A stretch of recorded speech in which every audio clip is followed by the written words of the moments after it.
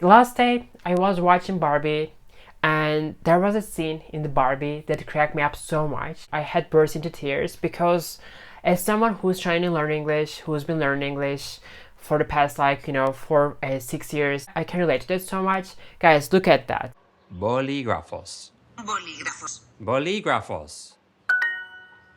Guys, I don't know if you ever been in this situation or if you ever tried to learn a language with this method, checking out every single word's meanings or checking out every single word's pronunciation and repeating every word's pronunciation one by one and their meanings one by one. I don't know if you've ever been in this situation, but if you are trying to learn a language like this with this methods, trying to learn every single word's pronunciation one by one or checking out their meanings, looking up words in the dictionary one by one, you're in trouble because you end up speaking like this guy. It's not gonna work. Estoy muy orgulloso de ti. Orgulloso. Orgulloso de ti. There you go. It's close enough.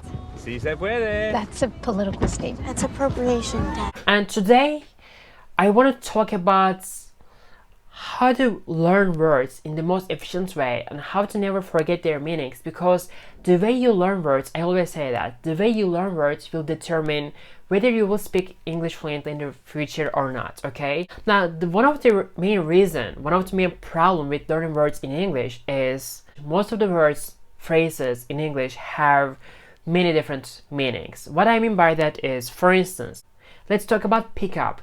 If you look it up, if you check pick up meanings, you will come across maybe more than 10 different meanings of pick up or go through. Like go through has many different meanings that are not related to each other. So if you're not learning those words within the context, there is no way of learning the language. I always talk about network in my videos. You see me talking about network, how I remember every single word and their meanings from my old studies. Now guys, if I learned, let's say in the past 5 years, I learned more than 10,000 words, okay? And I remember every single each one of those words from my old studies. And I learned those words without memorizing, without trying to memorize those words, okay? I never did memorization. For me, in my experience, in order to learn words in the most efficient way, you need to have emotion to it. I want to guys read this comment here. In the psychology way, the things those you go through with intense emotion, you will remember them better. Guys, that is my point. Thank you so much for this comment. That is the exact point. Let's remember my old studies one more time. I learned English with Friends, with the first 15 episodes of Friends. I learned English with House of Cards, approximately like first 8 episodes of House of Cards. I learned English with the Crown, first 10 episodes of Crown. I learned English with YouTubers, that was Natalie Lean, Kennedy Walsh, Kate Neistat, Peter McKinnon, and I learned English with talk shows. And in the last year, as I keep practicing, as I document my English learning journey, I practiced with the girl with dragon tattoo for a very short amount of time. I practiced with Gone Girl, and now I practice with normal people. Every single word that I learned in English, whatever word that I say, I remember every single each one of those words from my old studies. And I always practice with scripts. The reason why we always practice with scripts is because we put ourselves in character situation. Once you put yourself in character situation, first of all, you visualize the scene. You recreate the scene in your head. And as you go through these lines, you feel emotions. And you can't avoid that. If you like the character, if you like the movie, if you like the TV show that you're practicing with, you will 100% feel emotion. For instance, all we need is teamwork, okay? We're gonna lift the car and slide it out. All we need is teamwork, okay? We're gonna lift the car and slide it out. Is everybody clear? We're gonna pick it up and move it. All we need is teamwork, okay? We're gonna lift the car and slide it out. We're gonna lift the car and slide it out. In this context, I practice with friends. And when I say this, we're gonna lift the car and slide it out, directly when I see this line, Ross comes to my mind and the scene comes to my mind. Or because I practice with this scene, because I practice with my scripts, okay? Or for instance, when I say, Why do I make sweaters itchy? So why do they make sweaters itchy? Kennedy, right? I was practicing with Kennedy just a few videos ago. And I can always remember Kennedy's reaction and Kennedy's facial expression and Kennedy's mood and Kennedy's emotion here because I practice with the scripts. When you practice with the script, you put yourself in character situations, so that means you go through intense emotions. When you go through intense emotions, when you learn words or language by going through intense emotions, you're more likely to remember the situation, and by remembering the situation, you're more likely to remember the words. Look at this word, awful, okay? Let's say you learn the meaning of awful. Awful. I don't show or express any emotion here. You look it up in the dictionary, what does awful mean, and you check it out, and that's it. This will not work, but when I practice with the scripts, for instance, I remember the way Kennedy says awful. Wearing contacts is awful. Wearing contact is awful. Like her emotion, the way she expresses herself, okay? When we feel things, we have a way of expressing ourselves. And we express ourselves with words. You can't think of words without an emotion. Every single word that we use in our language carry emotion. Words come with their emotions. If you're familiar with the emotion, if you understand the emotion, you will more likely to remember and learn the words without putting effort into that. For instance, awful man, awful play man, wah. Awful play, man. Wah. You know, there is an enthusiastic expression here in an ironic way. And this is why I always remember the meaning of awful, and awful has two different meanings, guys. Learn English without memorization.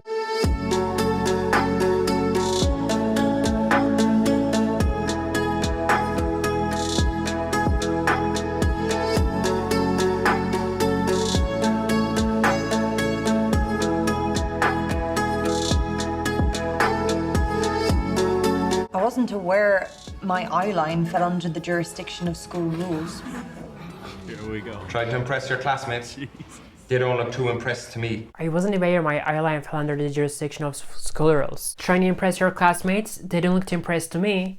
For instance, the minute I see impress, I remember this word from my previous studies where I practiced with Gone Girl.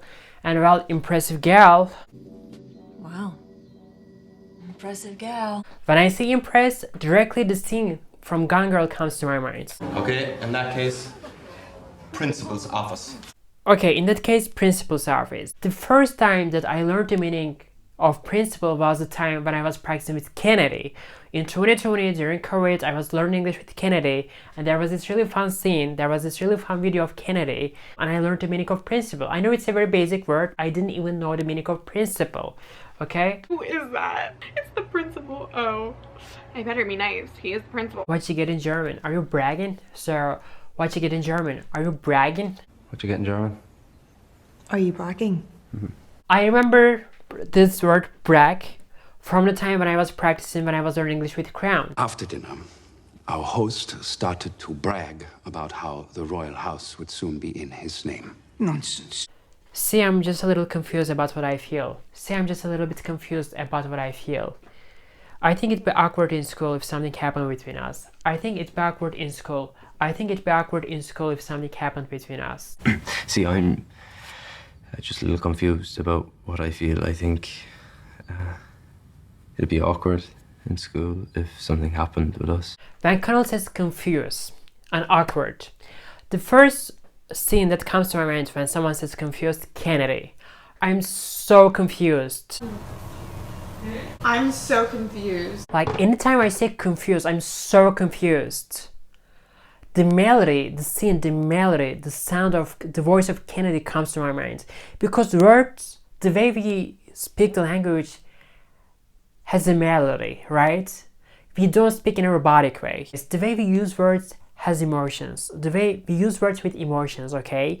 Language has its own emotion. You can't think of speaking a language without emotions, okay?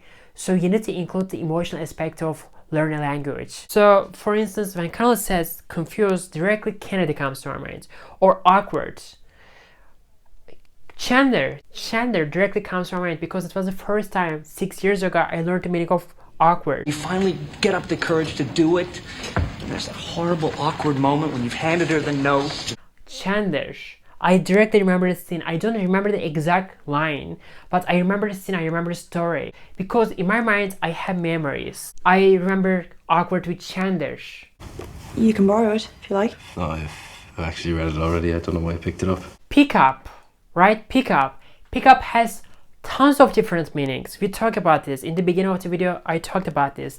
But for me, every single different meanings of pickup has different stories. I directly remember another scene from Friends where Ross goes on a date with Rachel, you know, and Ross thinks about what he needs to do. And, you know, they're in the room with Chandler. I remember the scene, I remember the story. Alright, I can pick something else up on the way. You can borrow it if you like. No, I've actually read it already. I don't know why I picked it up. Borrow and pickup. I remember pickup from Friends, and I remember borrow again from Friends. You know, can I borrow moisturizer or something? Joey says this. I need to borrow some moisturizer. Okay, go into the bathroom, use whatever you want. Just don't ever tell me what you did in there. All those things come to my mind when I practice with the scripts, and this is where I learned the meaning of borrow. I'm having people over Friday, after the match. Come celebrate, or drown your sorrows, whatever. I'm having people over Friday after the match. Come celebrate or drown on your sorrows, whatever. For instance, when I say having people over, right? I directly remember Kennedy. I'm very excited to have a new space to film in and to decorate my apartment however I want it, and to be able to have friends over and my family over and special friends over. I don't have any of those. I don't know why I said that. For instance, I can never forget this scene. I was practicing with Kennedy, Kennedy's video, and that was the time I learned the meaning of having someone over. You're having your friends over, you're having your family over, you're having, you know, some guests over, some special friends over. You were fairly harsh on Kerrigan the other day as well. He's actually pretty decent. I don't know why you had to have such a go at him. You were fairly harsh on Kerrigan the other day as well. He's actually pretty decent. I don't know why you had to have such a go at him. For instance, when I say decent here, I remember the meaning of decent from House of Cards. Decent experience, respect across the aisle. I see the word decent, right? You were fairly harsh on Kerrigan the other day as well. He's actually pretty decent. When I say decent, directly the scene from House of Cards comes to my mind. Decent experience, respect across the aisle. And also I remember the meaning of aisle. That was the time I also learned the meaning of aisle. So basically, decent, aisle. They're all connected to each other. Okay? One word reminds me another word. One scene reminds me another scene. So when I remember one scene, I remember another word. When I remember another word, I remember another scene. So this is how I built my network, okay? I'm gonna make myself coffee, and then I'm gonna take a coffee break, as always, as usual. But before I do that, I just wanna say one more thing. For instance, guys, you know, there is this line, you normal people, that I practice with. I didn't realize we're in a rush. I'll put this away and we'll be off immediately, okay? I didn't realize we were in a rush. I didn't realize we were in a rush. I'll put this away and we'll be off immediately, okay? Can we go? Didn't realize we were in a rush. Just put these away, and then we'll be off immediately, okay? For instance, put this away and off. Anytime I say put this away, put this away, I remember the scene from Friends where Joey's mother, visits Joey with this bag of chicken and says, put this away, there's a chicken in it. And I can never forget this scene. This scene was so fun. I really enjoyed practicing with this scene. Ma, what are you doing here? I came to give you this and this. Ow. There's chicken in there, put it away. For God's sake, Joey, really. I can never forget this scene because I thought to myself at the time when I was practicing with friends, I said, you might be in this exact situation. You might come home from the supermarket with a bag of chicken or with a bag of fish and with a bag of cheese, and you might tell your mom or your sister or family, put this away, there's a chicken in it. Put this away, there's a fish in it. So that is very important. And the other thing is, we'll be off immediately. I remember this scene from Ross. Ross says, I'm off to Carol. Well, I'm off to Carol. That means I'm going to Carol. If I say like I'm off to grandma, that means I'm going to my grandma. As you guys can see, everything is related to each other. When I say off I directly remember Ross. When I say put this away, I directly remember Joey's mother. So basically, of put this away, those words are all connected to each other in my head, in my brain, because I remember them from Friends. I remember those words from House of Cards, The Crown. Words reminds me scenes, and scenes reminds me new words, new context, new stories. Anyways, now I'm gonna make myself a cup of coffee.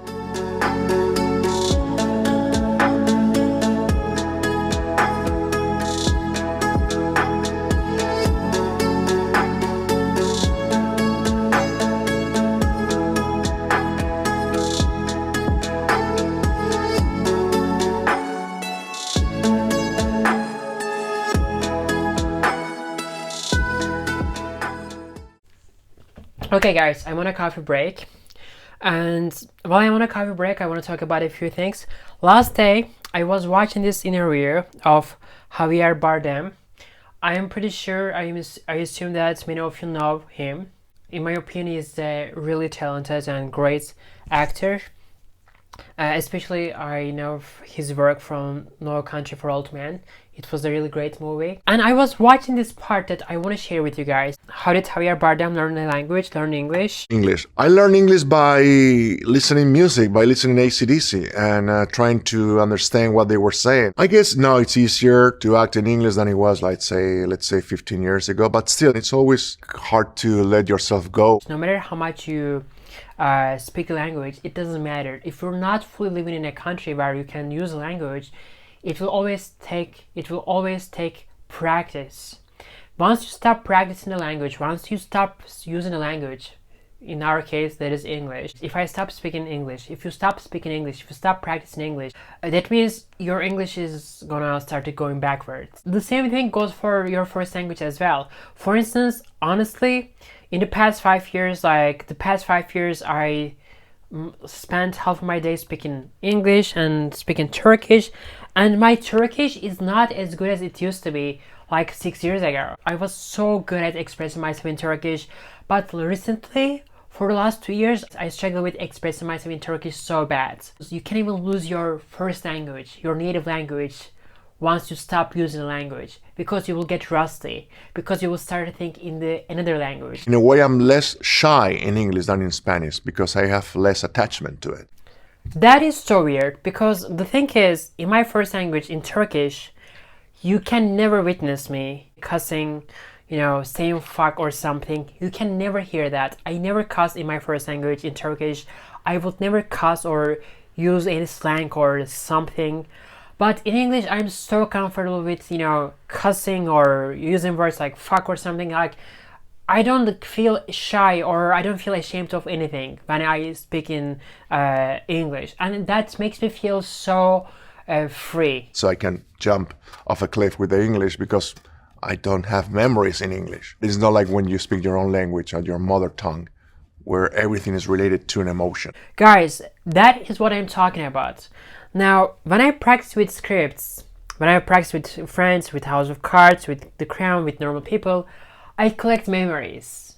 Because since I don't live in a country where I can speak English with people who speak the language, there is no chance of me doing that. I do this with scripts, right? So I make memories by practicing with scripts. So this is how I share, I remember this scene from Friends. Joey's mother walks in Joey's room, Joey's house, and says, "Put this away." That is a memory that I will never forget. Or, I'm off to Carol. That is a memory that I will never forget. I make memories. For instance, I'm so confused. Okay, I watch Kennedy's videos, I watch other YouTubers' videos, I practice with YouTubers, and I make memories. That is very close to living in a country where you interact with people in English. I mean, the next step is, in real life, speaking with people who speak the language, who speak English. And that will be going to America and spending time there and making memories. So basically, practicing with scripts is the best way of making memories. I don't have memories in English. It's not like when you speak your own language or your mother tongue, where everything is related to an emotion. In order to master your second language, everything needs to be related to emotions. And for me, in my English learning process, many things are related to emotions. Because when words are related to emotions, it's always easier to remember those words and use those words. Okay guys, now I'm gonna do a little bit shadowing with Lana Del Rey, and I'm a huge, like, massive Lana Del Rey fan. Like, I love her so much. I love her, every single one of her songs. You know, just last year I made a video where I show you guys how to do shadowing in the most efficient way. And in the video, somewhere in the video, I told you guys you need to stick to the person that you do shadowing with. What I meant at the time was, for instance, let's say you do shadowing with Lana Del Rey, okay? Do shadowing with Lana for like 6 months or for about a year, every single day. If you have a favorite YouTuber, let's say Emma Chamberlain, one of you asked me this, let's say Emma Chamberlain is your favorite YouTuber, then stick to Emma Chamberlain for about 6 months or for about a year. The reason why I'm telling you guys that you need to stick with one person is because at first, especially in the beginning of your English learning journey, you will struggle with doing shadowing so bad. It's not going to be easy to try to speak at the same time with the person that you do shadowing with simultaneously. You will get overwhelmed, you will get frustrated, it's not going to be easy. I always say that do shadowing with the person that you love the most. And the other thing is, when you stick to one person, when you do shadowing with the same person, you get familiar with the way they speak, with the way they pronounce words, they emphasize words. If you do shadowing with the same person every single day, believe me, trust me, it's gonna be so much easier to understand and repeat the lines of this person like 3 months later.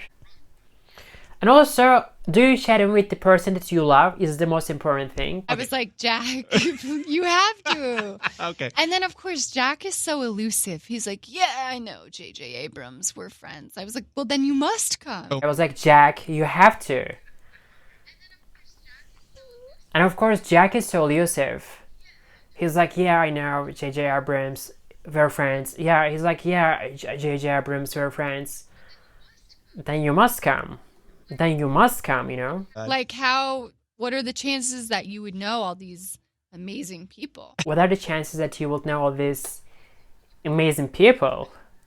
Guys, I want to say that for me, I always thought that Lana Del Rey seems like a person you would have to persuade her to go somewhere. But in the situation, it's just so funny that Lana Del Rey is trying to persuade J.J. Abrams to go to an event, or you know, I've been in this situation so many times. You know, for instance, someone's inviting me to somewhere, like, you know, you must come to this meeting, you must come to this party, you know, we're having a party, come join us, etc. And I'm always like, I better pass, you know, I always come up with something. I'm not the person who doesn't like socialize. I like socializing so much. I like interacting with people, having conversation with people so much. But I cherish one-on-one communication. What I mean by that is, I don't like going into crowded environments or crowded places where you don't make genuine one-on-one interactions. You know what I mean? For instance, let's say I go on a date, okay? What is my ideal date? For instance, if I go on a date, like I like to go to a park, for instance, you sit on the grass with your girlfriend, with your date, potential girlfriends. You sit on the grass and you talk about life, and then maybe you go to this little coffee shop that is not very crowded, and it's on a very, you know, beautiful spring day.